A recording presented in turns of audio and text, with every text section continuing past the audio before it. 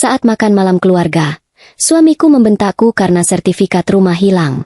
Kau pasti menggadaikannya untuk selingkuhanmu, tuduhnya. Aku tertawa kecil, melemparkan sebuah kunci brankas. Buka sendiri, pemilik asli rumah kita ini ternyata. Sebelum cerita ini dilanjutkan, jangan lupa untuk like, komen, dan subscribe channel Sarah Amel supaya kalian tidak ketinggalan kelanjutan kisah-kisah penuh drama, intrik, dan kejutan yang menguras emosi lainnya. Mari kita mulai ceritanya.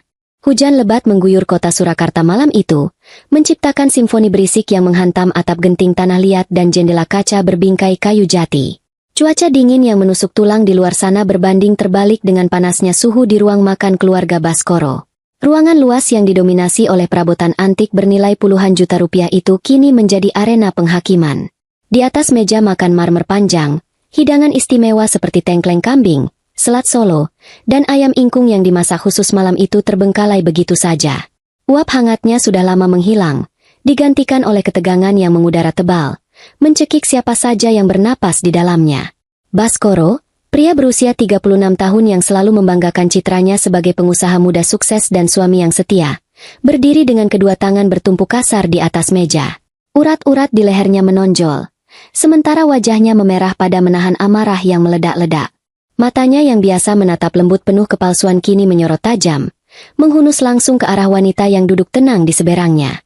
Di mana sertifikat rumah itu, Wulan? Suara Baskoro menggelegar, mengalahkan suara guntur yang menyambar di langit malam kota Bengawan.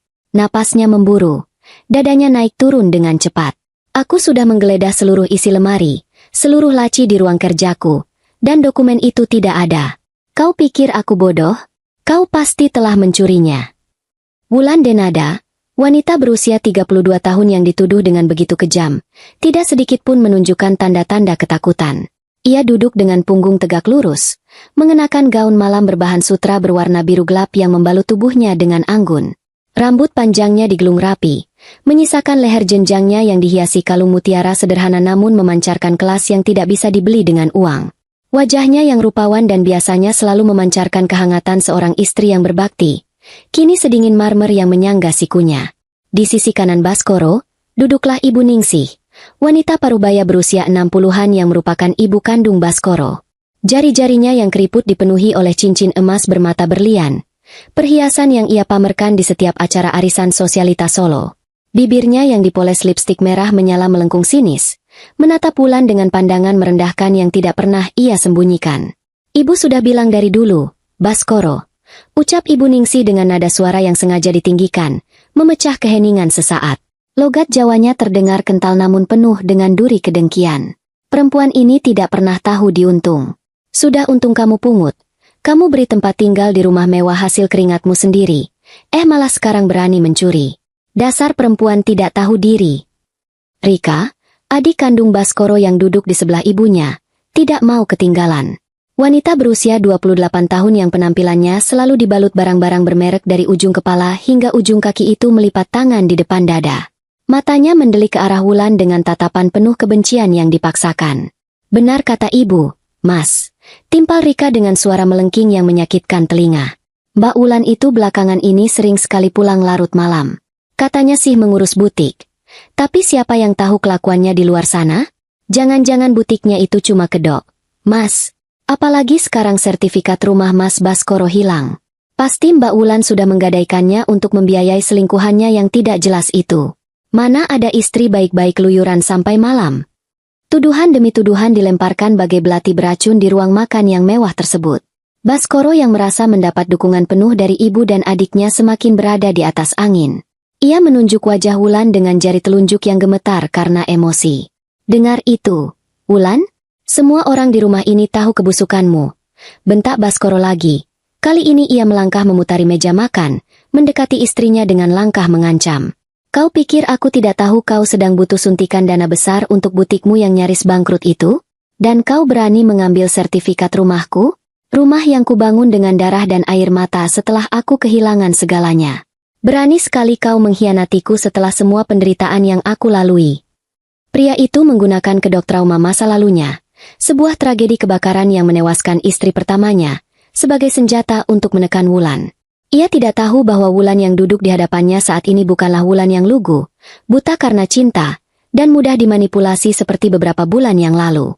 Wulan yang sekarang adalah seekor singa betina yang telah terbangun dari tidur panjangnya, menyadari bahwa ia selama ini dikelilingi oleh sekumpulan hiena yang berpesta pora di atas kerja kerasnya. Mendengar semua hinaan dan cacian dari suami, ibu mertua, dan adik iparnya, Wulan akhirnya bereaksi. Namun, reaksinya sama sekali di luar dugaan mereka bertiga. Tidak ada air mata yang menetes membasahi pipinya. Tidak ada permohonan ampun atau suara bergetar yang menyangkal tuduhan tersebut. Wulan perlahan mengambil serbet kain dari pangkuannya, menyeka sudut bibirnya dengan gerakan yang sangat pelan dan terukur, seolah ia baru saja selesai menikmati hidangan penutup yang lezat. Lalu, sebuah tawa kecil lolos dari bibir Wulan. Tawa itu tidak keras, namun mengalun jernih, dingin, dan syarat akan penghinaan yang teramat dalam. Tawa itu menggema di ruangan tersebut, membuat Baskoro menghentikan langkahnya secara tiba-tiba. Suara tawa itu membuat bulu kuduk Ibu Ningsi berdiri, dan Rika seketika menutup mulutnya yang sedari tadi terus berkicau. "Kenapa kau tertawa, perempuan gila?" desis Baskoro. Wajahnya berubah dari merah pada menjadi sedikit memucat karena kebingungan melihat reaksi istrinya yang sama sekali tidak masuk akal. Wulan mengangkat wajahnya, menatap lurus ke dalam bola mata Baskoro. Tatapan itu begitu tajam hingga Baskoro merasa seolah jiwanya sedang ditelanjangi. Dengan gerakan santai, Wulan merogoh saku kecil di balik gaunnya, lalu mengeluarkan sebuah benda logam yang berkilau tertimpa cahaya lampu gantung kristal di atas mereka.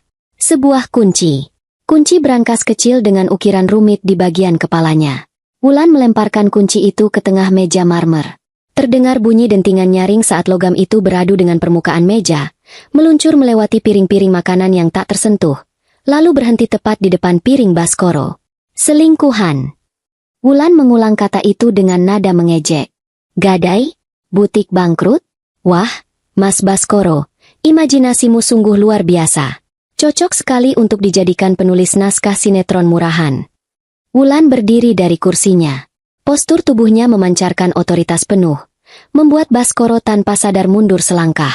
Wanita itu meletakkan kedua tangannya di atas meja, mencondongkan tubuhnya ke depan, menatap bergantian wajah Baskoro, Ibu Ningsih, dan Rika yang kini terdiam kaku. "Kalian bertiga berteriak seolah kalian adalah penguasa tempat ini," ucap Wulan dengan suara yang tenang namun memiliki ketajaman setara pedang yang baru diasah. "Kalian menghinaku, menyebutku benalu, dan menuduhku mencuri sertifikat rumah kebanggaan Mas Baskoro ini. Tapi ada satu rahasia kecil yang sepertinya kalian lewatkan selama ini." Wulan menunjuk ke arah kunci brankas yang tergeletak di atas meja. "Ambil kunci itu, Mas. Di ruang bacamu, ada sebuah kotak brankas kecil yang selama ini selalu kau abaikan karena kau pikir itu hanya hiasan. Buka sendiri brankas itu." Wulan tersenyum tipis, sebuah senyuman yang menyeratkan malapetaka besar. "Pemilik asli rumah yang kalian banggakan ini ternyata ada di ruangan ini, sedang mengawasi kita setiap hari, membersihkan kotoran kalian, dan menunggu saat yang tepat untuk mencekik kalian semua dalam tidur." Mendengar kata-kata Wulan yang penuh teka-teki dan bernada sangat kelam, ruang makan itu mendadak terasa hampa udara. Suara hujan di luar seakan menghilang, digantikan oleh detak jantung Baskoro yang berdegup kencang karena sebuah ketakutan masa lalu yang mendadak bangkit dari kuburnya. Malam penghakiman baru saja dimulai, namun Baskoro tidak menyadari bahwa dirinya lah yang sebenarnya sedang duduk di kursi pesakitan. Kehancuran malam itu bukanlah sebuah letusan kemarahan sesaat, melainkan hasil dari penumpukan kebohongan yang telah dipupuk dengan sangat rapi selama bertahun-tahun. Untuk memahami mengapa Wulan Denada berubah menjadi sosok yang begitu dingin dan penuh perhitungan, kita harus memutar waktu kembali ke masa lalu, mengupas lapisan demi lapisan ilusi kesempurnaan yang dibangun oleh Baskoro. 3 tahun yang lalu, Wulan adalah seorang wanita muda yang cerdas, pekerja keras, dan memiliki hati yang teramat lembut. Di usianya yang belum genap 30 tahun, ia telah berhasil membangun sebuah kerajaan bisnis kecilnya sendiri. Butik pakaian eksklusif miliknya yang terletak di salah satu jalan paling bergengsi di Surakarta, selalu ramai dikunjungi oleh para istri pejabat dan pengusaha lokal. Wulan memiliki segalanya: kecantikan, kemandirian finansial, dan masa depan yang cerah. Lalu, datanglah Baskoro ke dalam kehidupannya. Baskoro hadir bagaikan ksatria berkuda putih yang membawa kisah tragis. Pria itu memiliki pesona seorang pria dewasa yang mapan, namun selalu menunjukkan raut wajah yang menyeratkan kesedihan mendalam. Pada bulan-bulan awal kedekatan mereka, Baskoro membuka diri kepada Wulan tentang masa lalunya yang kelam. Dengan suara bergetar dan air mata yang menggenang sempurna di pelupuk matanya, Baskoro bercerita tentang Sarah, istri pertamanya. Dia adalah malaikat, Wulan, ucap Baskoro kala itu, menundukkan kepalanya saat mereka duduk di sebuah kafe bergaya kolonial di sudut kota Solo. Tapi Tuhan mengambilnya terlalu cepat. Rumah kami mengalami korsleting listrik di tengah malam. Api menyebar sangat cepat. Aku berusaha menerobos kobaran api untuk menyelamatkannya. Tapi atapnya runtuh. Aku hanya bisa mendengar teriakannya sebelum semuanya menjadi sunyi. Polisi menyatakan itu sebagai kecelakaan murni, namun rasa bersalah ini tidak pernah meninggalkanku. Wulan, dengan sifat dasar empati yang begitu besar, luluh seketika. Hatinya hancur mendengar penderitaan pria di hadapannya. Ia merasa memiliki kewajiban moral untuk menyembuhkan luka batin Baskoro. Terlebih lagi, Baskoro menceritakan bagaimana ia harus merangkak dari titik nadir, membangun kembali hidupnya dari nol besar setelah tragedi itu, hingga akhirnya bisa membeli rumah mewah di kawasan elit Surakarta yang mereka tempati saat ini. Namun, sebagai pengamat yang mengetahui segala rahasia, sungguh mengerikan melihat bagaimana kebohongan itu dirangkai. Baskoro tidak pernah membangun rumah itu dari nol. Dan api yang membakar rumah lamanya bukanlah sebuah kecelakaan arus pendek. Sayangnya, Wulan yang sedang dimabuk iba dan cinta, tidak mampu melihat topeng iblis yang dikenakan oleh suaminya. Setelah pernikahan mereka yang digelar dengan mewah, topeng Baskoro perlahan mulai menunjukkan retakan, meski Wulan terlalu buta untuk menyadarinya. Baskoro menggunakan senjata pamungkasnya, trauma masa lalu, untuk mulai mengendalikan Wulan, terutama dalam hal finansial. Suatu siang di ruang kerja butik Wulan, Baskoro datang dengan wajah tegang, membawa setumpuk dokumen proposal investasi. Wulan, sayangku, panggil Baskoro dengan nada memelas, mengusap bahu istrinya dengan lembut. Aku sedang merintis sebuah proyek besar. Ini adalah investasi untuk masa depan kita, untuk anak-anak kita kelak. Aku tidak ingin kejadian masa laluku terulang. Aku ingin memastikan kita memiliki keamanan finansial yang berlapis. Bisakah kau mengalihkan sebagian besar dana operasional butikmu ke rekeningku? Hanya sementara. Kau tahu betapa traumanya aku pada kemiskinan dan kehilangan, bukan? Dan Wulan, tanpa curiga sedikit pun, menandatangani surat pemindahan dana. Bulan berganti bulan, miliaran rupiah dari hasil keringat Wulan mengalir deras ke rekening Baskoro, yang diklaim sebagai investasi, namun nyatanya habis digunakan untuk menopang gaya hidup foya-foya pria itu dan keluarganya. Wulan merelakan ekspansi bisnisnya tersendat demi menjadi istri yang berbakti dan menenangkan trauma suaminya. Penderitaan Wulan tidak berhenti pada suaminya saja. Kehadiran Ibu Ningsih dan Rika di rumah mewah itu melengkapi siksaan psikologis yang harus ditanggung Wulan setiap hari. Keluarga Baskoro bertindak layaknya bangsawan yang menumpang hidup, sambil terus merendahkan sang penyedia fasilitas. Ibu Ningsih memiliki rutinitas datang ke kamar Wulan setiap awal bulan. Tanpa mengetuk pintu, wanita tua itu akan melenggang masuk, duduk di tepi ranjang dengan gaya angkuh. Wulan, besok ibu ada kumpul arisan dengan istri-istri kepala dinas di Hotel Bintang 5, kata Ibu Ningsih sambil membolak-balik majalah perhiasan. Ibu butuh tambahan uang. Oh, dan sekalian pesankan kalung berlian yang ibu lingkari ini. Kamu kan jualan baju harganya jutaan.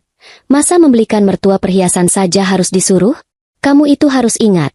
Kamu bisa hidup di rumah mewah milik anakku ini. Jadi kamu harus tahu balas budi. Wulan hanya bisa menelan ludah kepahitan. Ia mentransfer uang ke rekening mertuanya, menekan perasaan sedihnya karena ia tahu persis bahwa rumah ini diurus dan dipelihara menggunakan uang dari butiknya, bukan uang Baskoro. Belum lagi kelakuan Rika, sang adik ipar. Wulan sering mendapati tas-tas desainer dari Paris dan Milan miliknya hilang dari lemari. Ketika ia menemukan tas seharga puluhan juta itu dipakai oleh Rika untuk pergi berkumpul bersama teman-temannya di mal mewah, Rika sama sekali tidak merasa bersalah. Ya ampun, Mbak Wulan ini perhitungan sekali sih. Sungut Rika ketika ditegur. Cuma pinjam tas saja kok marah. Lagi pula, tas ini kan dibeli pakai uang Mas Baskoro juga. Mbak itu cuma menumpang di sini. Jangan pelit-pelit jadi orang. Wulan mengalah. Ia selalu mengalah. Dalam benaknya, ia terus membenarkan perilaku buruk mereka demi menjaga keutuhan rumah tangganya, demi menebus penderitaan fiktif yang diceritakan Baskoro. Ia rela menjadi sapi perah, menjadi sasaran cemoohan, demi mempertahankan ilusi keluarga bahagia. Di tengah dinamika keluarga yang beracun itu, masuklah sebuah entitas baru ke dalam rumah mereka. entitas yang akan menjadi kunci dari segala kehancuran. Sekitar 1 tahun yang lalu, Baskoro yang memiliki standar sangat ketat, meminta pihak yayasan penyalur asisten rumah tangga langganannya untuk mengirimkan pekerja baru. Ia menuntut seorang pekerja yang tidak banyak bicara, rajin, dan tentu saja, bersedia dibayar murah. Pihak yayasan mengirimkan seorang wanita paruh baya. Namanya Bei Inah. Saat pertama kali menginjakan kaki di rumah itu, penampilan Bei Inah sangat meyakinkan sebagai pekerja kasar. Tubuhnya sedikit membungkuk. Wajahnya terlihat lebih tua dari usianya karena kulit yang kusam dan garis-garis keriput yang tampak tidak wajar. Ia selalu mengenakan pakaian tertutup berlengan panjang dan kerudung sederhana yang ditarik, hingga menutupi sebagian wajahnya. Surat rekomendasi yang dibawanya terlihat sangat sempurna, ditandatangani oleh nama-nama pejabat fiktif yang memuji dedikasi dan kejujurannya. Bei Inah adalah sosok yang pendiam. Sangat pendiam. Ia bekerja layaknya sebuah mesin tanpa jiwa. Ia menyapu, memasak, dan membersihkan setiap sudut rumah tanpa pernah mengeluh atau ikut campur dalam urusan keluarga. Wulan merasa nyaman dengan keberadaannya karena Bei Inah tidak pernah menggosip seperti asisten rumah tangga sebelumnya. Namun, di balik postur tubuh yang membungkuk dan sikap yang sangat patuh itu, tidak ada yang menyadari bahwa sepasang mata Bei Inah selalu mengawasi setiap gerak-gerik Baskoro dengan kilatan kebencian yang menyala-nyala. Tidak ada yang tahu bahwa di malam hari, ketika seluruh penghuni rumah terlelap, punggung Bei Inah akan kembali tegak lurus, dan langkah kakinya tidak lagi terseok-seok melainkan melangkah pasti mengelilingi rumah besar itu. Wulan yang selama bertahun-tahun diperas hartanya, dihisap energinya, dan diinjak-injak harga dirinya oleh keluarga Baskoro, perlahan-lahan mulai merasakan ada yang salah dengan fondasi pernikahannya. Mata hatinya yang tertutup tirai kepalsuan mulai terbuka lebar ketika sebuah ketidaksengajaan membawanya pada penemuan sebuah brankas rahasia di kamar asisten rumah tangganya yang pendiam. Penemuan itulah yang akhirnya meruntuhkan seluruh dunia kebohongan Baskoro, mengubah Wulan dari seorang istri yang patuh menjadi seorang sutradara pembalasan dendam yang tidak memiliki belas kasihan. 3 minggu sebelum malam penghakiman di ruang makan tersebut, sebuah peristiwa kecil yang tampak tidak berarti menjadi titik balik dari segala kehancuran. Udara kota Surakarta pada siang itu terasa sangat terik, memanggang aspal jalanan dan membuat dedaunan di pekarangan rumah mewah Baskoro tampak layu. Wulan Denada sedang duduk di teras belakang, menyesap teh melati kental yang diseduh dengan cara tradisional, ketika pandangannya tanpa sengaja menangkap sebuah kejanggalan. Bei Inah, asisten rumah tangga yang selalu tampak rapuh dan membungkuk, sedang duduk di sudut halaman dekat area jemuran. Wanita parubaya itu mengira tidak ada yang melihatnya. Namun, dari balik rimbunnya tanaman hias monstera, Wulan melihat pemandangan yang membuat keningnya berkerut tajam. Bei Inah sedang mengetik sesuatu di sebuah telepon pintar keluaran terbaru. Gawai canggih berlapis kaca yang harganya bisa mencapai puluhan juta rupiah. Bukan hanya gawainya yang memancing kecurigaan Wulan, melainkan cara Bei Inah mengetik. Jari-jari yang biasanya terlihat kaku dan gemetar saat menyajikan makanan, kini bergerak dengan sangat lincah, luwes, dan tanpa kapalan. Jari-jari itu terlalu halus untuk ukuran seorang pekerja kasar yang menghabiskan puluhan tahun hidupnya di dapur. Kecurigaan yang selama ini tertidur lelap di dasar hati Wulan mendadak terbangun. Ia teringat kembali betapa tertutupnya Bei Inah sejak hari pertama wanita itu menginjakan kaki di rumah ini. Bei Inah tidak pernah mau membersihkan kamarnya sendiri dengan bantuan pekerja lain, dan pintunya selalu terkunci rapat setiap kali ia pergi ke pasar. Sore itu, kesempatan emas datang. Bei Inah pamit untuk pergi berbelanja kebutuhan dapur ke pasar Legi, sebuah perjalanan yang biasanya memakan waktu setidaknya 2 jam. Baskoro sedang berada di kantornya, sementara Ibu Ningsi dan Rika sedang asyik memanjakan diri di sebuah salon kecantikan di pusat kota. Rumah besar itu sunyi senyap, seolah memberikan izin kepada Wulan untuk menguak rahasia kelam yang bersembunyi di dalamnya. Dengan langkah pelan dan jantung yang berdebar kencang, Wulan berjalan menuju paviliun belakang, tempat kamar asisten rumah tangga berada. Ia mengambil kunci cadangan dari laci dapur, sesuatu yang selama ini tidak pernah ia sentuh karena ia selalu menghargai privasi pegawainya. Namun hari ini, rasa ingin tahunya mengalahkan etika tersebut. Bunyi logam yang berputar di dalam lubang kunci terdengar begitu nyaring di tengah keheningan. Pintu kayu berderi terbuka, menyambut Wulan dengan aroma kapur barus yang menyengat, bercampur dengan aroma obat-obatan herbal yang aneh. Kamar itu sangat rapi, hampir tidak terlihat seperti dihuni oleh manusia. Tidak ada foto keluarga, tidak ada hiasan dinding, hanya ada sebuah ranjang besi tunggal, lemari kayu kecil, dan sebuah meja sembahyang sederhana. Wulan mulai menggeledah. Ia membuka laci lemari, memeriksa bagian bawah kasur, dan meraba setiap lipatan pakaian yang tersusun rapi. Tidak ada yang mencurigakan. Semuanya murni pakaian usang milik seorang asisten rumah tangga pada umumnya. Namun, Wulan adalah seorang pengusaha wanita yang terbiasa memperhatikan detail sekecil apapun. Ketika ia melangkah mundur, ujung tumit sepatunya merasakan sesuatu yang ganjil pada lantai kamar. Ada sebuah ubin keramik yang terasa sedikit bergoyang ketika dipijak. Wulan berlutut, mengusap debu di atas ubin tersebut, dan menemukan bahwa nat semen di sekeliling ubin itu telah diukir sedemikian rupa sehingga bisa diangkat. Dengan menggunakan ujung gunting yang ia temukan di laci meja, Wulan mencongkel ubin tersebut. Matanya membelalak lebar. Di balik ubin itu, tertanam sebuah kotak logam tebal dengan panel angka digital yang menyala redup berwarna merah. Sebuah brankas tersembunyi berteknologi tinggi. Wulan terduduk di lantai yang dingin. Otaknya bekerja dengan kecepatan penuh. Bagaimana seorang asisten rumah tangga desa memiliki brankas digital yang tertanam di bawah lantai kamarnya? Pertanyaan itu berputar-putar di kepalanya. Ia menatap layar digital yang meminta 6 digit angka rahasia. Wulan mencoba menebak. Ia memasukkan tanggal lahir Baskoro, namun brankas itu berbunyi panjang, menolak akses. Ia mencoba tanggal lahir Ibu Ningsih. Hasilnya sama. Tiba-tiba, sebuah ingatan menyambar benak Wulan bagaikan kilat. Baskoro selalu murung setiap tanggal 15 September. Pria itu selalu mengatakan bahwa tanggal tersebut adalah tanggal tragedi kebakaran rumah lamanya. Hari di mana ia kehilangan istri pertamanya, Sarah. Angka yang selalu dikeramatkan oleh Baskoro sebagai hari penderitaannya. Tangan Wulan yang sedikit gemetar menekan angka 1, 5, 0, 9, dan diikuti 2 digit tahun kejadian. Terdengar bunyi klik yang sangat pelan, diiringi lampu panel yang berubah menjadi hijau. Pintu brankas logam itu sedikit terbuka. Dengan napas yang tertahan, Wulan menarik pintu brankas tersebut. Di dalamnya, terdapat tumpukan dokumen yang disimpan di dalam map plastik kedap air, serta sebuah buku catatan bersampul kulit hitam yang tampak sudah tua. Wulan mengeluarkan semuanya. Dokumen pertama yang ia buka adalah sebuah sertifikat tanah dan bangunan. Bentuk dan warna kertasnya sangat familiar. Persis seperti sertifikat rumah mewah yang selama ini disimpan Baskoro di ruang kerjanya. Namun, ketika Wulan membaca nama pemilik yang tertera di sana, jantungnya seakan berhenti berdetak. Bukan nama Baskoro yang tertulis dengan tinta hitam tebal itu, melainkan Sarah Amalia. Rumah mewah ini, yang selalu diklaim Baskoro sebagai hasil jerih payahnya dari nol, ternyata sudah dibeli oleh Sarah jauh sebelum kebakaran itu terjadi. Wulan menyadari dengan ngeri bahwa sertifikat yang selama ini dibanggakan Baskoro adalah dokumen palsu yang dibuat untuk mengklaim harta orang mati. Dokumen kedua membuat tubuh Wulan semakin mendingin. Itu adalah setumpuk rekam medis dari sebuah rumah sakit bedah plastik ternama di luar negeri. Ada foto-foto mengerikan yang melampirkan kondisi wajah seorang wanita dengan luka bakar tingkat 3 yang merusak sebagian besar jaringan kulitnya. Berangsur-angsur berubah melalui serangkaian operasi rekonstruksi wajah, hingga menjadi wajah asing yang terlihat jauh lebih tua. Nama pasien yang tertera di dokumen rekam medis itu adalah Sarah Amalia. Wulan menutup mulutnya dengan kedua tangan, menahan jeritan yang nyaris pecah. Tangannya kemudian meraih buku catatan bersampul kulit hitam. Itu adalah jurnal pribadi.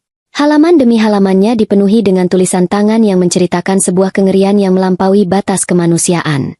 Di dalam jurnal itu, Sarah menuliskan bagaimana kebakaran malam itu bukanlah sebuah kecelakaan. Baskoro lah yang mengunci pintu kamar dari luar dan sengaja menyiramkan bensin ke sekeliling rumah saat Sarah sedang tertidur pulas.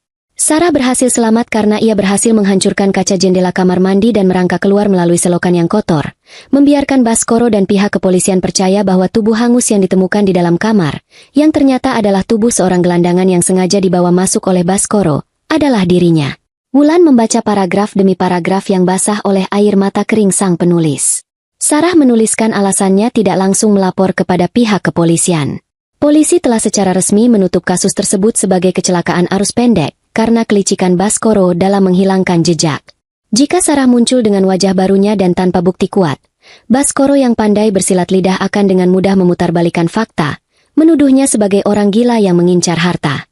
Sarah butuh bukti pengakuan. Ia butuh masuk kembali ke dalam hidup Baskoro. Jurnal itu menjelaskan bagaimana Sarah menghabiskan seluruh tabungan rahasianya untuk mengubah wajah, menyuap orang dalam yayasan penyalur tenaga kerja, dan akhirnya berhasil menyusup ke rumah ini sebagai Bei Inah. Sore itu, di dalam kamar sempit yang berbau kapur barus, dunia Wulan hancur berkeping-keping. Pria yang selama ini tidur di sampingnya, yang memeluknya dengan penuh kasih sayang, ternyata adalah seorang monster berdarah dingin yang tidak segan membunuh demi menguasai harta. Sementara asisten rumah tangga yang menyajikan makanannya setiap hari adalah hantu dari masa lalu yang menyimpan dendam kesumat. Namun, yang paling mengejutkan bagi Wulan sendiri adalah reaksinya. Ia tidak menangis. Setelah mengetahui kenyataan bahwa pernikahannya dibangun di atas fondasi darah dan kebohongan, air matanya menolak untuk turun. Sesuatu di dalam diri Wulan seakan patah dan digantikan oleh baja yang dingin. Rasa iba dan cintanya kepada Baskoro lenyap tak berbekas, menguap terbakar oleh kebencian yang murni dan absolut. Wulan dengan sangat hati-hati memotret setiap lembar dokumen dan jurnal tersebut menggunakan gawainya. Ia kemudian menyusun kembali semuanya persis seperti semula, memasukkannya ke dalam brankas, menguncinya, dan menutup ubin keramik itu seolah tidak pernah tersentuh. Ketika Wulan melangkah keluar dari paviliun belakang, ia bukan lagi Wulan Denada yang naif. Ia adalah sang algojo yang baru saja menemukan senjata pamungkasnya. Mengubah diri dari seorang korban yang pasif menjadi dalang sebuah kehancuran membutuhkan tingkat pengendalian diri yang luar biasa. Wulan memahami betul bahwa satu langkah yang salah, satu raut wajah yang mencurigakan, bisa membuat Baskoro yang licik itu mencium bahaya dan melarikan diri. Oleh karena itu, Wulan menciptakan sebuah lakon panggung yang sempurna di dalam kehidupannya sendiri. Pada siang hari, Wulan tetap memainkan peran sebagai menantu yang sabar dan istri yang pengertian. Senyumnya tetap terukir manis di wajahnya, meski perutnya selalu bergejolak menahan rasa mual setiap kali Baskoro mencium keningnya sebelum berangkat ke kantor. Wulan bahkan meningkatkan pelayanannya. Ia menyajikan kopi pagi Baskoro dengan takaran gula yang pas, menyiapkan pakaian kerja suaminya dengan rapi, dan menanggapi setiap bualan Baskoro tentang investasi masa depan dengan anggukan penuh kekaguman yang palsu. Ujian terberat bagi Wulan adalah ketika ia harus berhadapan dengan Ibu Ningsih dan Rika. 2 hari setelah penemuan brankas rahasia itu, Ibu Ningsih kembali membuat ulah di ruang keluarga. Wanita tua itu sedang menikmati pijatan dari seorang terapis panggilan. Sementara Rika sibuk memamerkan tas keluaran terbaru di hadapan teman-temannya melalui panggilan video. Wulan, panggil Ibu Ningsih dengan suara serak yang selalu terdengar memerintah, tanpa repot-repot membuka matanya. Ibu dengar dari tukang sayur di depan kompleks. Harga bahan pokok sedang naik ya? Kamu itu sebagai istri harus pintar mengatur uang belanja dari Baskoro. Jangan sampai anakku yang sudah banting tulang membiayai rumah sebesar ini malah makan makanan yang tidak bergizi. Kamu tahu sendiri kan? Baskoro itu punya trauma yang membuat fisiknya mudah lelah. Di masa lalu, kata-kata itu akan membuat dada Wulan terasa sesak karena ketidakadilan. Namun hari ini, Wulan hanya berdiri di ambang pintu ruang keluarga sambil memegang nampan berisi potongan buah segar. Ia menatap ibu mertuanya dengan pandangan yang kosong namun tajam. Dalam hatinya, Wulan tertawa sinis. Banting tulang? Uang belanja dari Baskoro? Bahkan untuk membayar terapis pijat yang sedang meremas kakimu itu, uangnya ditarik dari rekening butikku, Nyonya tua. Iya, Ibu. Nanti Wulan atur supaya Mas Baskoro tetap makan enak. Silakan buahnya, Ibu, Rika. Ucap Wulan dengan suara yang begitu lembut, meletakkan nampan itu di meja kaca.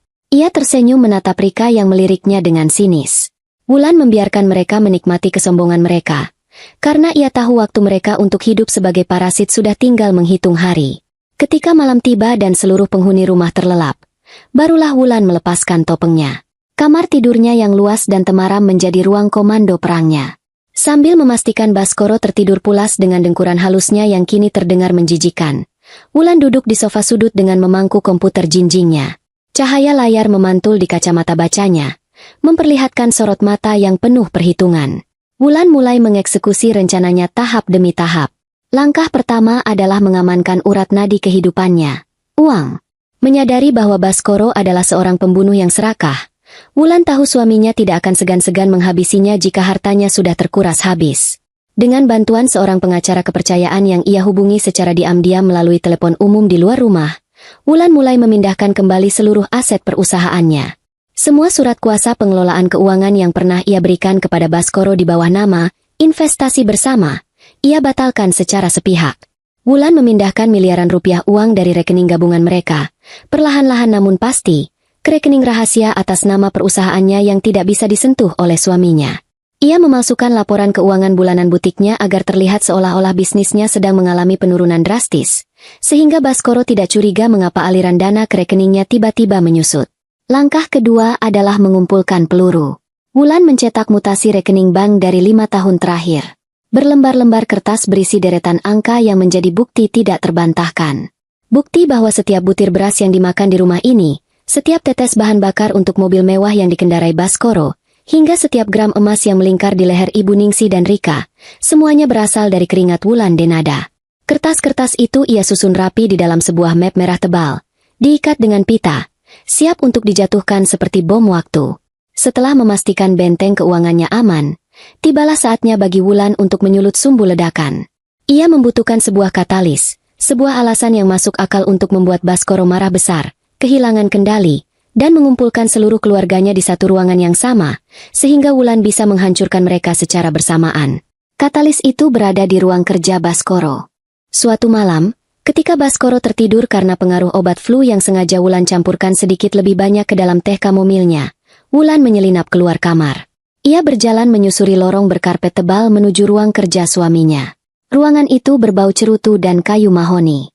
Di balik lukisan pemandangan sawah yang menggantung di dinding, terdapat sebuah brankas dinding tempat Baskoro menyimpan seluruh keberhasilannya. Wulan sudah mengetahui kombinasi angka brankas itu sejak lama, karena Baskoro menggunakan tanggal pernikahan mereka sebagai kata sandi, sebuah ironi manis yang kini terasa memuakan. Angka-angka itu ditekan, dan pintu baja brankas itu terbuka tanpa suara. Di dalam sana, terletak sebuah map hijau bertuliskan dokumen kepemilikan. Wulan mengambil map tersebut, membukanya, dan menatap sertifikat rumah yang tertera atas nama Baskoro. Sertifikat palsu yang diciptakan dengan menyuap oknum tidak bertanggung jawab. Wulan merasakan tekstur kertas itu dengan jemarinya, membayangkan betapa puasnya ia ketika melihat wajah Baskoro hancur berkeping-keping saat menyadari bahwa kertas berharga ini sudah lenyap. Wulan memasukkan sertifikat palsu itu ke dalam bajunya, menutup brankas dengan rapat, dan mengembalikan lukisan pemandangan sawah itu ke posisi semula. Ia berjalan kembali ke kamarnya dengan perasaan ringan, seolah beban bertonton baru saja diangkat dari pundaknya. Esok paginya, tepat seperti yang Wulan rencanakan, badai itu datang. Baskoro yang berniat mengambil dokumen untuk keperluan bisnisnya, menemukan bahwa map hijaunya telah kosong. Kepanikan yang luar biasa langsung melanda pria licik itu. Wajahnya pucat pasi, berlari mengelilingi rumah, membongkar laci demi laci dengan napas memburu. Ia memanggil Wulan, Ibu Ningsih, dan Rika dengan suara yang melengking karena frustrasi dan ketakutan. Baskoro tidak tahu bahwa sertifikat palsunya telah dibakar habis oleh Wulan di halaman belakang rumah pada subuh tadi. Abunya telah bercampur dengan tanah dan disiram air hujan. Dan ketika malam harinya Baskoro mengumpulkan keluarganya di ruang makan mewah, menuduh Wulan telah mencuri dan menggadaikan sertifikat itu demi menutupi butiknya yang bangkrut. Wulan tahu bahwa panggung telah siap. Ia telah merakit bom waktu itu dengan sangat hati-hati, memegang detonatornya erat-erat, dan kini, dengan sebuah tawa kecil dan sepotong kunci brankas kecil, Wulan siap untuk meratakan segalanya dengan tanah. Keheningan yang mencekik di ruang makan itu hanya dipecahkan oleh suara rintik hujan yang semakin deras menghantam kaca jendela. Udara malam di kota Surakarta pada bulan Mei biasanya mulai terasa hangat, namun malam ini, suhu di dalam ruangan itu terasa sedingin lemari es. Kunci brankas kecil dengan ukiran rumit di bagian kepalanya yang dilemparkan Wulan ke atas meja marmer seolah memiliki gravitasi sendiri, menyedot seluruh perhatian dan sisa-sisa kesombongan keluarga Baskoro. Buka sendiri brankas itu, ulang Wulan dengan nada suara yang begitu tenang, datar, tanpa emosi, namun menggetarkan dinding-dinding kesabaran Baskoro. Pemilik asli rumah yang kalian banggakan ini ternyata ada di ruangan ini, sedang mengawasi kita. Baskoro menelan ludah dengan susah payah. Matanya terpaku pada kunci logam itu. Untuk pertama kalinya sejak ia mulai membangun kerajaan kebohongannya bertahun-tahun lalu, ia merasakan sebuah teror murni merayap di tengkuknya. Perutnya bergejolak. Sesuatu di dalam tatapan mata Wulan malam ini, yang biasanya selalu patuh dan penuh cinta, terlihat sangat asing. Wanita di depannya ini bukanlah istrinya, melainkan seorang eksekutor yang memegang palu penghakiman. Brankas apa yang kau maksud, Wulan? Suara Baskoro terdengar parau. Kemarahan dan dominasinya yang meledak-ledak beberapa menit yang lalu menguap begitu saja, digantikan oleh keraguan. Berhenti bermain teka-teki. Mana sertifikat rumahku? Ambil kuncinya, Mas. Titah Wulan. Dagunya sedikit terangkat. Ambil. Berjalanlah ke ruang kerjamu. Buka laci paling bawah meja kayumu. Ada sebuah kotak brankas kecil berwarna hitam di sana. Bawa ke sini. Atau kau ingin aku yang mengambilkannya dan membukanya di depan ibumu tercinta ini? Mendengar nada ancaman yang tidak main-main itu, tangan Baskoro bergerak lambat, seolah bergerak di dalam air. Ujung jari telunjuk dan ibu jarinya menjepit kunci brankas tersebut. Logam itu terasa sedingin es di kulitnya. Tanpa mengucapkan sepatah kata pun, Baskoro membalikan badan dan berjalan gontai meninggalkan ruang makan. Langkahnya terseret-seret. Di kursi mereka, Ibu Ningsih dan Rika saling bertatapan dengan wajah pucat pasi. Kesombongan yang tadi meluap-luap dari mulut mereka kini menyusut drastis. Mereka tidak mengerti apa yang sedang terjadi. Namun aura ketakutan yang menguar dari Baskoro menular dengan cepat. "Wulan, apa maksud semua ini?" tegur Ibu Ningsih. Namun suaranya bergetar. Ia berusaha menutupi kegelisahannya dengan mengangkat dagu. "Jangan mencoba menakut-nakuti kami. Ibu tidak tahu permainan apa yang sedang kamu rencanakan untuk lari dari tanggung jawab mencuri sertifikat rumah anakku." Wulan bahkan tidak repot-repot menoleh. Ia merapikan serbet di pangkuannya. "Nikmati saja pertunjukannya, Ibu. Malam ini panjang." Beberapa saat kemudian, terdengar langkah kaki Baskoro kembali mendekat. Pria itu berjalan masuk kembali ke ruang makan dengan tubuh yang kaku. Di kedua tangannya, ia memegang sebuah kotak brankas kecil berwarna hitam doff yang sudah berdebu. Kotak itu memang selalu ada di sudut laci meja kerjanya. Sebuah kotak peninggalan masa lalu yang ia yakini tidak lagi memiliki arti. Baskoro meletakkan kotak brankas itu di atas meja makan, tepat di depan piringnya yang masih menyajikan hidangan tengkleng kambing yang kini sudah mendingin. "Buka," perintah Wulan pendek. Tangan Baskoro gemetar hebat. Ia memasukkan anak kunci ke dalam lubang brankas. Terdengar bunyi klik yang keras. Dengan napas yang tertahan di tenggorokan, Baskoro membuka tutup brankas tersebut. Apa yang ia lihat di dalamnya bukan tumpukan uang atau surat gadai yang ia harapkan untuk membuktikan tuduhannya kepada Wulan. Di dalam brankas berlapis kain bludru itu, tergeletak benda-benda yang seharusnya tidak ada di dunia ini. Benda-benda yang seharusnya sudah menjadi abu dan menyatu dengan puing-puing bangunan hangus bertahun-tahun yang lalu. Terdapat sebuah cincin emas putih polos yang separuh bagiannya menghitam karena bekas terbakar.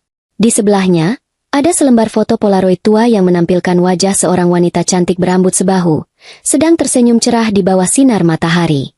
Wajah wanita sebelum tragedi api melahap kecantikannya. Itu adalah cincin kawin Sarah. Dan itu adalah foto Sarah. Mata Baskoro membelalak sangat lebar hingga urat-urat merah di bola matanya terlihat jelas. Jantungnya berdegup begitu kencang hingga ia merasa tulang rusuknya akan retak. Paru-parunya seakan lupa cara bekerja. Tubuh Baskoro terhuyung ke belakang. Lututnya kehilangan kekuatan, membuatnya jatuh terduduk menabrak kursi kayu hingga kursi itu terjungkal ke lantai. "Tidak!" bisik Baskoro. Suaranya nyaris tak terdengar. Keringat dingin sebesar biji jagung bermunculan di dahinya. "Tidak mungkin. Ini tidak mungkin." Wajah Baskoro memucat seperti mayat. Ia merangkak mundur, menjauhi meja makan, seolah benda-benda di dalam brankas itu adalah bisa ular yang paling mematikan. Ia mulai berhalusinasi. Aroma wangi melati bercampur dengan bau daging terbakar tiba-tiba memenuhi indera penciumannya. Bayangan api yang menari-nari dan jeritan kesakitan Sarah di malam kejadian berputar-putar di dalam kepalanya seperti kaset rusak yang diputar dengan volume maksimal. "Mas Baskoro, Mas, kamu kenapa?" Rika menjerit histeris melihat kakaknya yang tiba-tiba berperilaku seperti orang gila. Rika dan Ibu Ningsih bergegas menghampiri Baskoro, mencoba membangunkan pria itu. Namun Baskoro menepis tangan ibunya dengan kasar. Ia menunjuk ke arah brankas kecil itu dengan jari gemetar. "Jauhkan itu. Jauhkan barang sialan itu dari hadapanku. Dia sudah mati. Aku melihatnya terbakar. Dia sudah mati."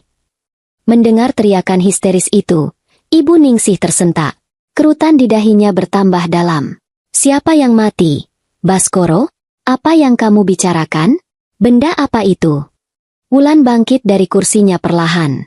Ia berjalan mengitari meja makan, mendekati kotak brankas itu. Ia mengambil cincin kawin yang setengah hangus tersebut dan mengangkatnya tinggi-tinggi di bawah cahaya lampu kristal. "Dia belum mati, Mas," bisik Wulan dengan nada suara yang begitu lembut. Namun efeknya seperti belati es yang ditusukkan tepat ke ulu hati Baskoro.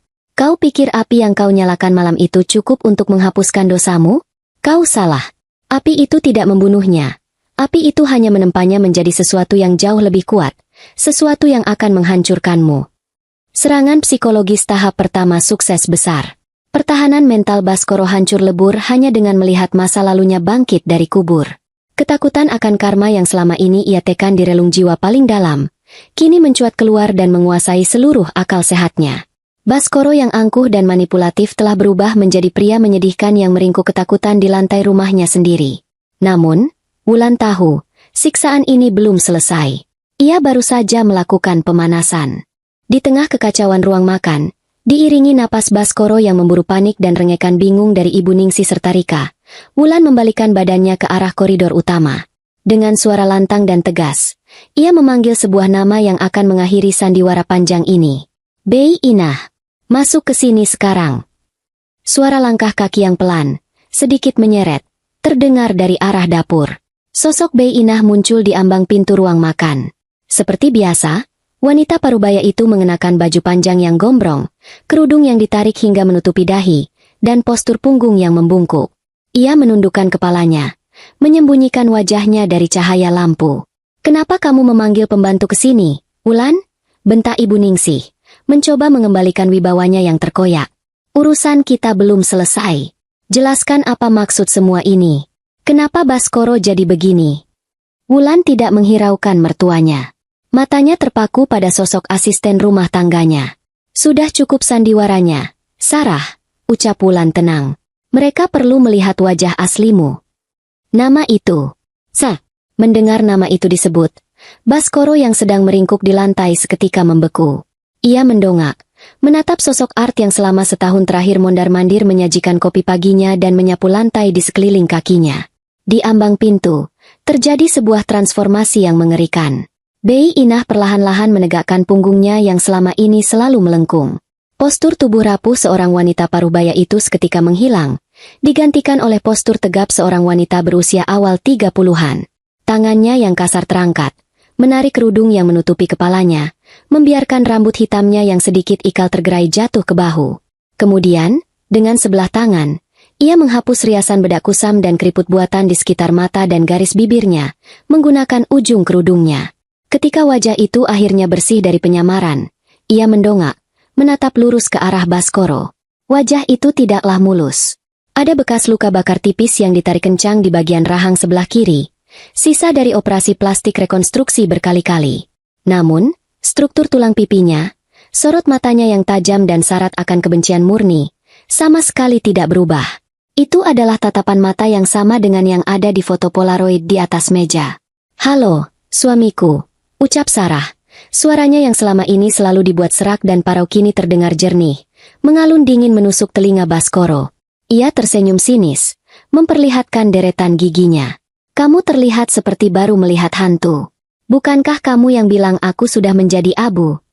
Baskoro menjerit. Jeritan yang panjang dan melengking, mirip suara binatang yang terperangkap dalam jebakan besi. Ia berusaha merangkak mundur, menggeser tubuhnya di atas lantai pualam hingga punggungnya menabrak dinding dingin. Matanya melotot ngeri menatap sosok masa lalu yang bangkit menghantuinya. Tidak mungkin. Ini tidak mungkin. Baskoro meracau dengan mulut berbusa. Ia menunjuk wajah Sarah dengan jari telunjuknya yang bergetar. "Kau monster. Kau bukan manusia." Sarah melangkah perlahan ke dalam ruang makan, mendekati meja makan. Ia menatap piring hidangan sisa Baskoro dengan jijik. "Monster? Aku hanyalah bayangan yang lahir dari kerakusanmu, Baskoro. Selama 1 tahun ini, aku meracik minumanmu, membersihkan kotoranmu, melihatmu tertawa di atas penderitaan wanita lain. Kamu tidak tahu betapa besarnya keinginanku untuk meneteskan racun tikus ke dalam kopi pagimu setiap harinya. Tapi kematian seperti itu terlalu mudah untukmu. Aku ingin melihatmu hancur secara perlahan, menyadari bahwa rumah mewah tempatmu tidur setiap malam ini adalah peti matimu sendiri." Ibu Ningsih dan Rika hanya bisa berdiri mematung. Otak mereka tidak mampu memproses informasi yang baru saja disajikan di hadapan mereka. Istri pertama yang mereka kira sudah tewas terbakar bertahun-tahun lalu, ternyata hidup menyamar sebagai pembantu di rumah mereka sendiri. Saat keterkejutan masih menyandera seluruh ruangan, Wulan melangkah maju, memegang kendali penuh atas situasi. Serangan psikologis telah berhasil. Kini saatnya untuk menghancurkan mereka dengan fakta yang tidak bisa dibantah. Wulan mengambil sebuah map merah tebal yang sedari tadi ia simpan di atas lemari bufet. Ia berjalan mendekati meja makan, dan dengan gerakan elegan yang penuh tenaga, ia menghempaskan map itu ke atas meja. Tumpukan kertas berjatuhan berserakan, menutupi piring-piring makanan dan menutupi foto serta cincin Sarah. Sertifikat rumah yang kau cari, Mas, sudah kubakar sampai jadi debu, ucap Wulan dengan lantang, memastikan setiap kata terdengar jelas oleh mertua dan adik iparnya. Karena dokumen itu palsu. Itu hanya sampah. Wulan menatap Ibu Ningsih dan Rika yang gemetar kebingungan. Ibu mencari tahu dari mana uang untuk membayar gaya hidup kalian selama ini. Wulan menarik satu bendel kertas yang diklip tebal dari atas meja, lalu melemparkannya tepat ke dada Ibu Ningsih. Wanita tua itu terkesiap. Kertas-kertas itu berjatuhan ke lantai. Baca itu, Ibu. Baca.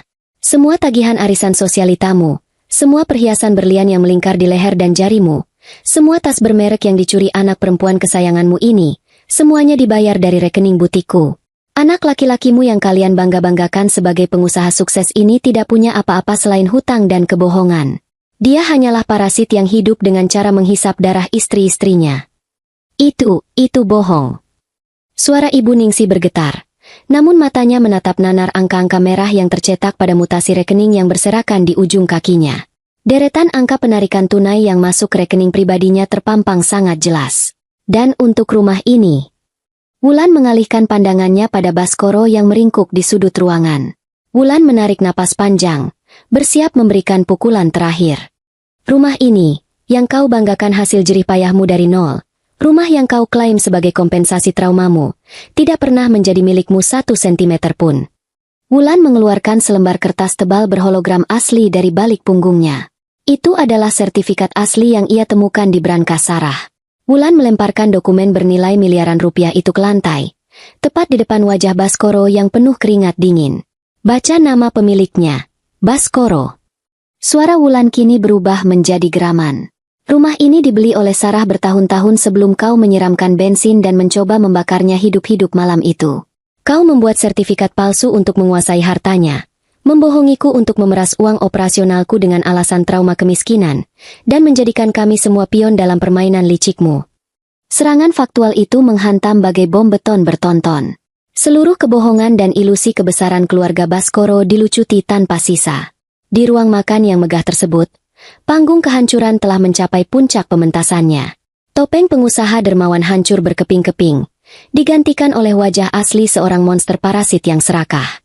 Kenyataan yang dilemparkan Wulan bagaikan air raksa yang meracuni setiap sudut ruang makan mewah tersebut. Udara terasa sangat pekat, terisi oleh aroma kepanikan dan keputusasaan yang menguar dari pori-pori keluarga Baskoro.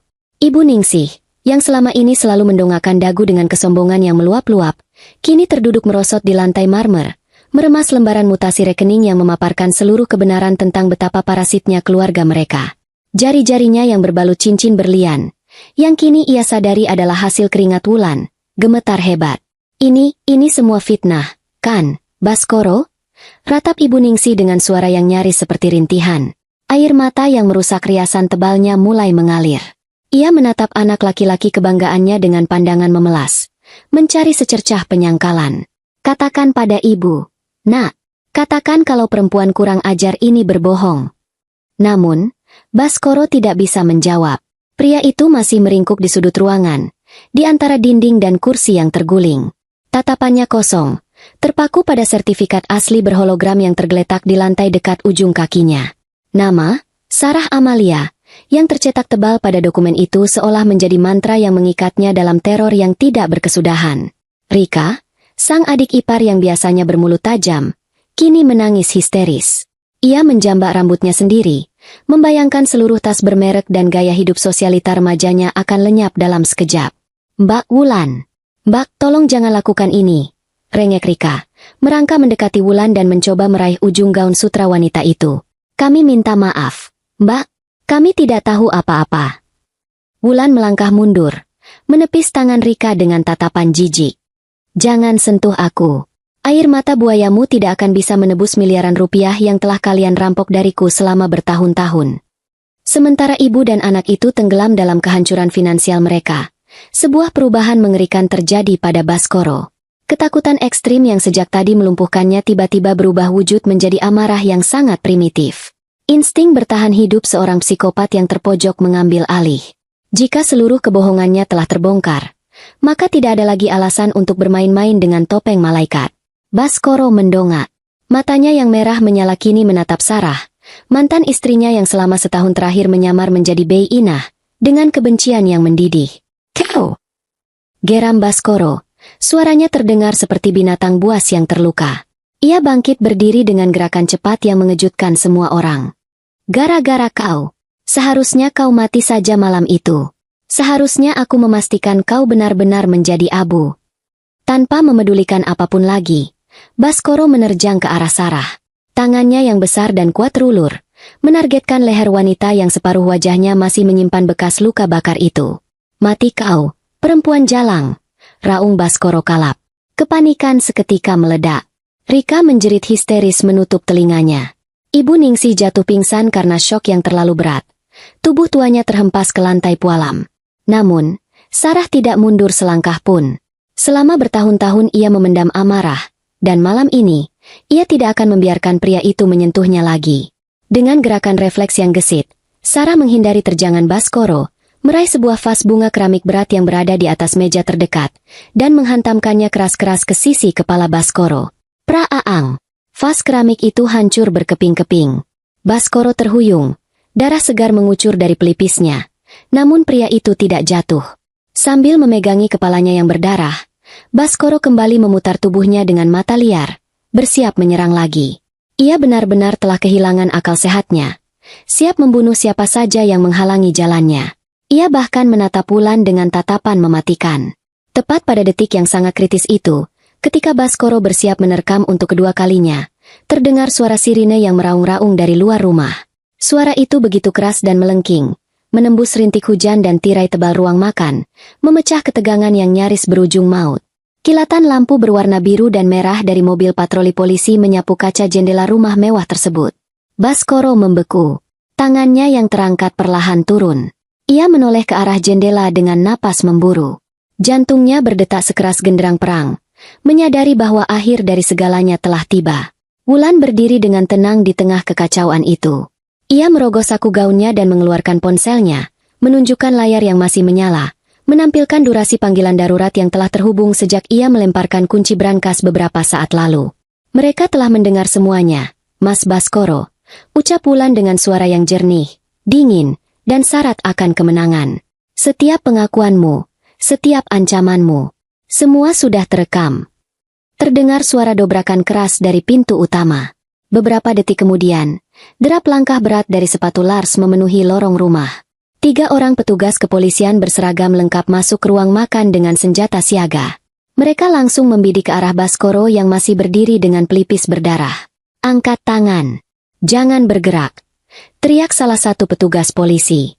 Baskoro, yang menyadari bahwa ia telah kalah sepenuhnya, perlahan mengangkat kedua tangannya. Wajahnya pias, tubuhnya gemetar hebat. Ia tidak melawan saat 2 orang polisi maju, menarik kedua tangannya ke belakang punggung, dan memborgolnya. Bunyi logam borgol yang terkunci terdengar seperti vonis mati baginya. "Baskoro alias Surya Baskara," ucap komandan polisi sambil menatap pria itu tajam. "Anda ditahan atas tuduhan percobaan pembunuhan berencana, pemalsuan dokumen negara, dan penggelapan dana. Kami memiliki bukti yang cukup untuk membawa Anda ke meja hijau." Polisi yang lain berjalan mendekati Sarah. Wanita itu mengangkat wajahnya, menatap lurus tanpa gentar. "Saudari Sarah Amalia," ucap petugas itu. "Anda juga harus ikut kami ke kantor polisi untuk memberikan keterangan terkait pemalsuan identitas dan kasus kebakaran beberapa tahun lalu." Sarah mengangguk pelan. Tidak ada raut penyesalan di wajahnya. Dendamnya telah terbalas. Ia telah menghancurkan Baskoro dengan tangannya sendiri. Bahkan jika itu berarti ia harus mempertanggungjawabkan perbuatannya menyamar. Ia merapikan rambutnya dan berjalan mengikuti petugas tanpa perlu diborgol. Ruang makan itu kini hanya menyisakan reruntuhan dari sebuah ilusi kesempurnaan. Rika yang menangis meraung-raung meratapi ibunya yang pingsan dan kakaknya yang diseret polisi. Sama sekali tidak dipedulikan oleh siapapun. Wulan Denada, sang dalang di balik kehancuran ini, berdiri di tengah ruangan. Ia memandangi sisa-sisa kemewahan yang telah ternoda oleh kebohongan. Kemudian, Dengan gerakan pelan, ia berbalik, berjalan menuju pintu keluar, meninggalkan sangkar emas penuh dusta itu untuk selama-lamanya. Langkahnya mantap, anggun, dan tanpa beban. Udara malam yang dingin di luar sana menyambutnya, membawa aroma hujan yang bersih, aroma kebebasan. 6 bulan telah berlalu sejak malam penghakiman di ruang makan tersebut. Waktu bergulir, menghapus sisa-sisa badai dan membawa takdir pada muaranya masing-masing. Matahari pagi menyinari kota Surakarta dengan cerah pada hari Jumat itu. Wulan Denada berdiri di balkon penthouse mewahnya yang terletak di lantai 20 sebuah apartemen eksklusif di pusat kota. Ia menghirup dalam-dalam udara pagi, menikmati kehangatan sinar matahari yang menerpa kulitnya. Di tangannya terdapat secangkir kopi hitam tanpa gula. Aromanya berbaur dengan wangi bunga anggrek yang menghiasi sudut balkon. Wulan mengenakan setelan jas kerja yang elegan, memancarkan aura seorang wanita karir yang tangguh dan independen. Selama setengah tahun terakhir, hidupnya telah berubah drastis. Tanpa adanya benalu yang menggerogoti keuangannya, bisnis butik Wulan melesat tak terkendali. Ia baru saja membuka 3 cabang baru di kota-kota besar lainnya dan merencanakan ekspansi mereknya ke pasar internasional. Ia tidak lagi menjadi istri penurut yang mudah ditipu. Wulan telah menemukan kembali jati dirinya, jauh lebih kuat dan lebih bersinar dari sebelumnya. Di dalam ruang tamu yang didekorasi dengan gaya minimalis modern, seorang pria parubaya berkacamata tebal sedang duduk di sofa kulit, merapikan setumpuk dokumen ke dalam tas kerjanya. Pria itu adalah Pak Darmawan, pengacara pribadi Wulan. Jadi, begitulah putusan akhirnya, Bu Wulan, ucap Pak Darmawan, menyesap teh yang disediakan di atas meja. Sidang vonis Baskoro selesai kemarin sore.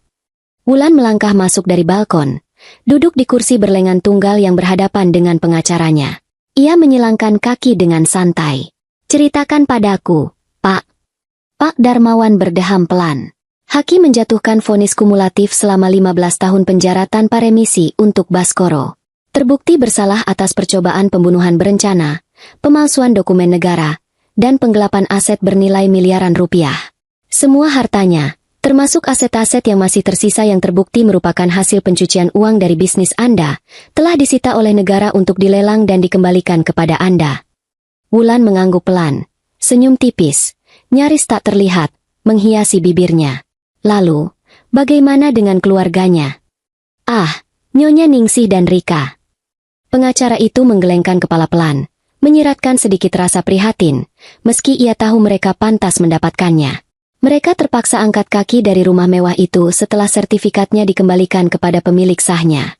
Karena Baskoro meninggalkan setumpuk utang tersembunyi kepada beberapa rentenir, yang selama ini tertutupi oleh aliran dana butik Anda, mereka kini dikejar-kejar debt collector. Saya dengar dari informan saya, mereka sekarang menyewa sebuah kontrakan sempit di pinggiran kota.